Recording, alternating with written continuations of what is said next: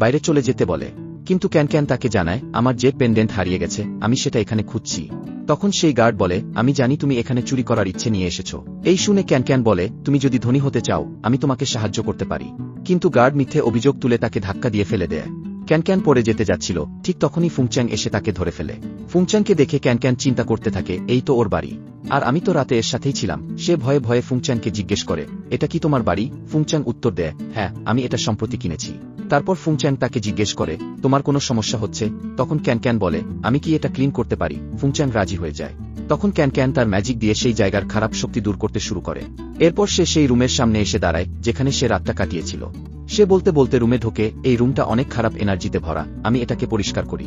তখন ফুংচ্যাং তার হাত ধরে বলে, তুমি কি আগেও এখানে এসেছিলে? এ কথা শুনে ক্যান চিন্তায় পড়ে যায়। সে বলে, যদি সব জেনে যায়, তাহলে তো আমাকে কাজ থেকে বের করে দেবে।